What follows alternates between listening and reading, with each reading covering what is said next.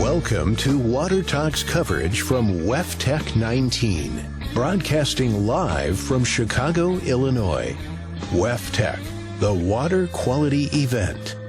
Water Talk is made possible by WaterOnline.com, showcasing today's water industry leaders and innovators.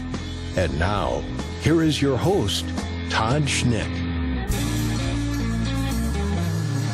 All right, good afternoon and welcome back to Water Talk. I am your host, Todd Schnick, joined by my friend and colleague, Bill King. Bill, this is always one of the highlights of our coverage from any event we broadcast from. Ace, WEFTEC, this guy is one of my favorites in this industry. One of the great leaders and representing one of the cool companies in this space. That's right. We're definitely a big fan over here at WaterOnline of our next guest and excited to get into the conversation. Well, let's get to it. We're joined this afternoon by Jim Lauria. He is the Vice President of Sales and Marketing with Mazzei Injector. Jim, my friend, welcome back. Oh, thanks. It's always a pleasure, Bill. Good seeing you, Todd. Always like to be interviewed by you as well. I appreciate that, and I appreciate you making time. I know a guy like you is awfully busy at an event like this, so thanks for carving out some time. So our audience by now is obviously familiar with Mazzei, but take a quick few seconds and remind us about how you're out there serving the market. Yeah, sure. Mazzei Injector is a leader in the design and manufacture of fluid mixing and contacting technologies in drinking water and wastewater, especially putting gas, any type of gas, but really focused on air, oxygen, and ozone. Well, let's talk about ozone. What do you see as the latest development there in the world of water treatment? So I was just down in Atlanta at the International Ozone Association meeting just a couple of weeks ago, and it was interesting to see the different aspects of what we see for new applications, new markets. We were really proud to see that one of the papers that was around side stream injection, which is amazing technology, won the Harvey Rosen Award for best technical paper for over the last 2 years in the ozone industry. And basically what it said was that compared to fine bubble diffusers, which have been used for many, many years in the industry, side stream injection really does a lot of things. It allows easy access to key process components for maintenance, eliminates the need for contactor shutdowns. There's no confined space entry.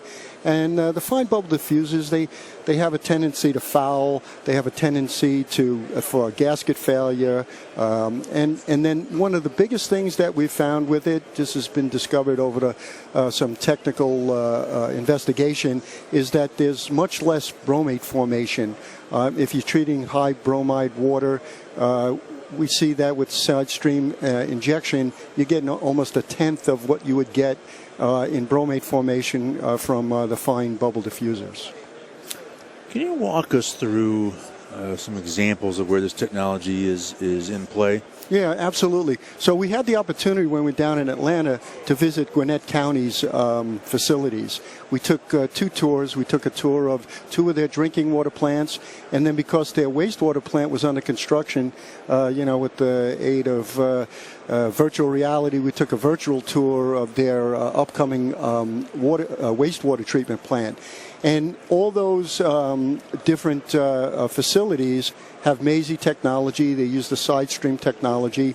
And Gwinnett County is very much on the forefront of what's going on in the water space. And Denise Funk, who's on the board of directors of the International Ozone Association, she really took us through, and it was very pleasing to see how they've adapted this technology.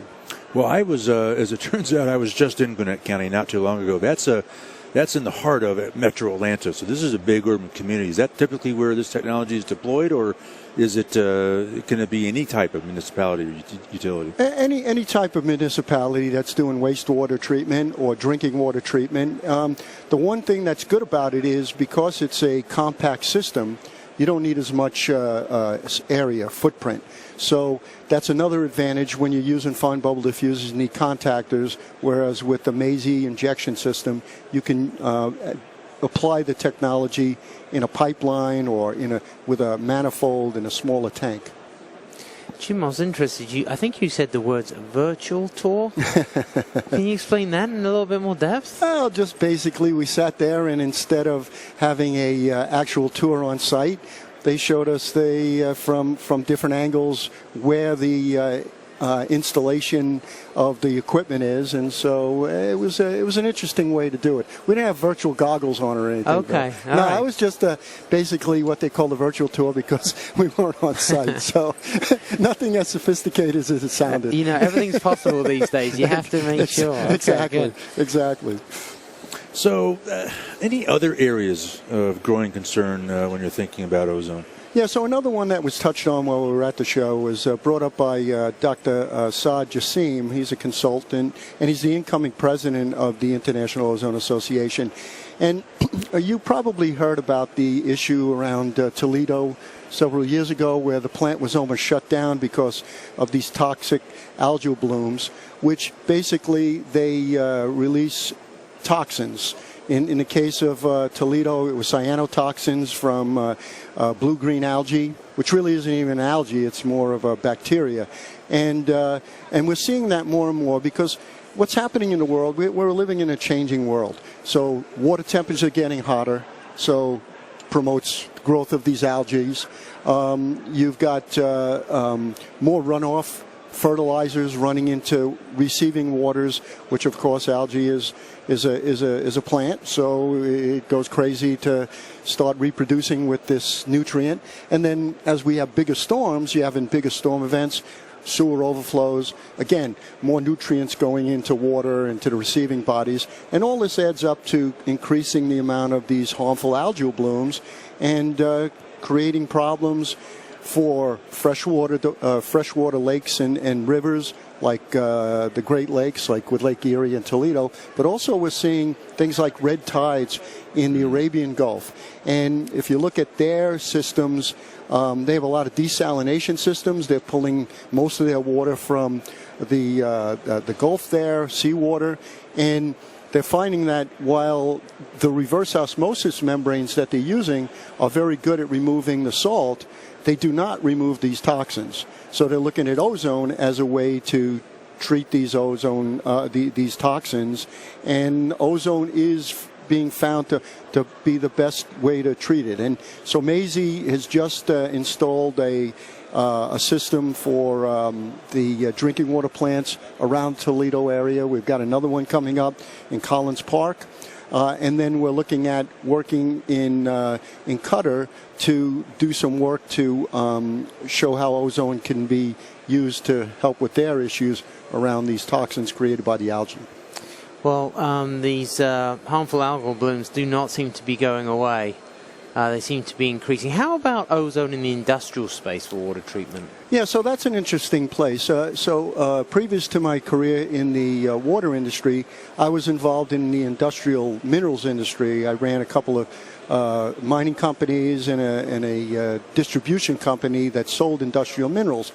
And so, you know, we humans, we're pretty smart. We go after the low-hanging fruit. So over the past years, we've gone out and we've gotten the purest deposits of the minerals we're trying to use, whether it's kaolin clay, bentonite, diatomaceous earth, and so we've had the pure, the purer type of minerals. But now we're digging deeper, and there's more organics. And so what the mineral industry is doing is they're using what they call wet beneficiation. So it's wet processing, and because of that, they're taking these and putting through flotation cells and trying to remove those organics with polymers. But as you can imagine, while we're getting less pure minerals, we're also looking for those minerals to be higher purity in the applications, in paper, in paint and coatings and plastics. So it's important to be able to get those purer. So what we found is the ozone works very well in the water treatment as we're trying to remove those organics, remove the polymers, and get a brighter, whiter type of mineral that can be used in a purer type of application. Got it. All right. Well, we're nearing the end, I suppose, of day 2 of our coverage here at WEFTEC. A couple days of data to collect in terms of those stopping by and visiting the exhibit. What kind of questions are you getting? What kind of information are people seeking to learn? What are you finding out? Yeah, so it's interesting. We're seeing that a lot of people are interested in water reuse. And if you attended the WEFTEC opening session, we heard a lot about the circular economy. and how we have to look at everything as not a waste, but a resource to be reused again. And that, I talked about the mineral. Now we're seeing tailings of mineral processing facilities. What was thrown away is now being processed using water treated with ozone to recover those minerals that weren't thought to be of any use in the past. And then as far as water reuse, a big aspect of that Gwinnett County is water reuse. To take that water, to be able to process it to a level that they can return it to Lake Lanier and really be able to not throw it away, but again, reuse it. Well, I lived there for a long time, so there's I do. Water struggles everywhere. But all right, well, enough business. So if I know you were probably producing a film, directing a play, publishing music, writing a book. What kind of fun projects you got going on right now? You and I talked about this, Todd. So I'm working to finish my book, To Know Water is to Love Water, the connection between water and everything we hold dear, the connection between water and health, water and food, water and energy, water and money, water and nature, water and recreation. And I'm working with a professional comedian because most of the books out there, if you see them, it's Unquenchable, The Big Thirst, Blue Death, The Last Oasis. So I wanted to take a more lighthearted approach to it and have people understand, from a like I said, a lighthearted approach, why we really need to value water and appreciate it and understand it and how it's connected to everything in our life that is important to us. Well, we are so excited about when that book is finally done. Can't wait to see it. And we do appreciate the fact a lot of people in this industry that love this industry, love what water's all about, talk very scientifically, talk very technically about it. I love the fact that you bring a human touch to it and sometimes a comedic touch to it, but yet there's still an air of this is important. It is. So appreciate your continued leadership there.